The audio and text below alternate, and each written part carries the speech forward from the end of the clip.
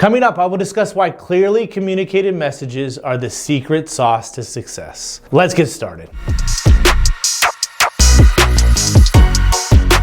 If you're new here, my name is Royce. I am a knowledge enthusiast. To effectively communicate, we must realize that we are all different in the way we perceive the world and use this understanding as a guide to our communication with others, said Tony Robbins, an American author, coach, speaker, and philanthropist. Are you giving a speech, leading a meeting, teaching something to someone? A clearly communicated message is the secret to success. If you can explain things better, you can get your point across. Your messages must be clear, concise, and memorable. You don't want to have trouble communicating your thoughts and ideas to others. You want to ensure your messages are clear so you can pass along your knowledge to others. Communication works for those who work at it, said John Powell, an English composer. Here are 10 tips to ensure your message is well received, memorable, and acted upon. Number 1, determine how much your audience understands. To know your audience, you must assess how much they already understand about the topic you are discussing. You must acutely be aware of your audience and what they know and don't know. This will help you come across in the right way, so you have what level of experience they have with the topic. Be careful not to assume how much your audience knows about a topic. When you explain something to your audience, you must seek to understand. You don't want to come across as condescending by covering basic knowledge, while you can't go too advanced where people don't know the basics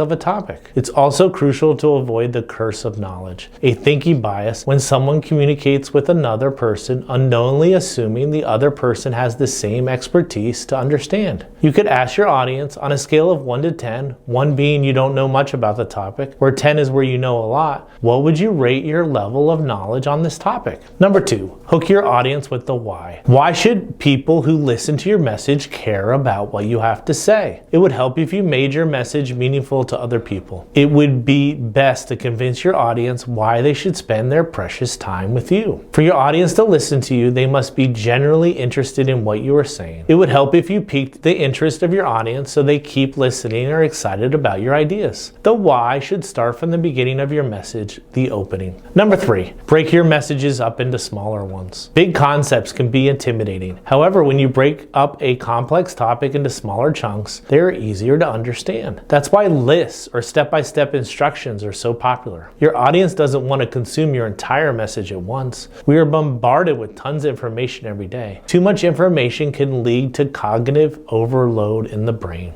When presenting your ideas, give your audience bite-sized nuggets. Use 3-part lists because the power of 3 works. 3 is the smallest pattern, and the rule of 3 works because it's concise, unique, and sticky. For example, who doesn't know the real estate saying, location, location, location? Another way to break up things is to use step-by-step instructions where you outline an explanation in order. Identify the process and outline each step. They are digestible and easy to remember. Number 4, use repetition. Research has found that repetition increases memory and recollection. Repetition doesn't mean you say the same thing repeatedly, but you should explain a concept several times differently. If a concept is new or unfamiliar, it's essential to explain it in many ways so people can understand it. There is no exact number of repetitions that you can use for people to remember your message. However, a range of 3 to 10 times is a good rule of thumb. For example, in Martin Luther King's famous 1963 I Have a Dream speech, he repeated I have a dream 11 times. The timing of your repetition is also crucial, so ensure you evenly space your repetition because our memories are strengthened over time. If you want to really repeat your main messages, include them in the beginning, middle, and end.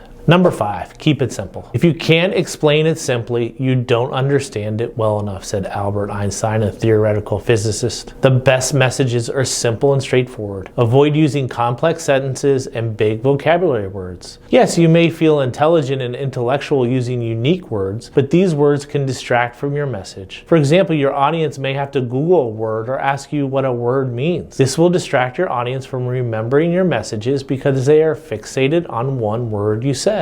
To keep it simple, avoid using corporate business jargon and buzzwords. Talk in simple language that your mother and father would understand. Also, give concrete examples to support your points and speak in short sentences. Keeping it simple is about removing the noise around your message that distracts your audience from understanding your core points. Number 6, be creative with your explanations. If you want people to listen and remember your ideas, you should get creative with your explanations. Some tactics are helpful to help people hear and retain information. Use metaphors, similes, and analogies to be creative with your messages. A metaphor is a mini story that explains a concept. For example, here are some metaphors. Her eyes were diamonds. He is a shining star. The snow is a white blanket. She is a night owl. He is an early bird. They are couch potatoes. They experienced a roller coaster of emotions. Another way to be creative is to use similes, a figure of speech that compares one thing to another. They make things more vivid. For example, here are some similes. An innocent as a lamb, as innocent as a lamb, as tough as nails, as hot as hell, as white as a ghost, as cool as a cucumber, as cold as ice. The final way is to use analogies, a comparison of two topics to explain and clarify. For example, here are some analogies. He is blind as a bat. You have to be as busy as a bee to get good grades in school. Finding that item will be like finding a needle in a haystack. You are the wind beneath my wings. He is a diamond in the rough. America is a great melting pot.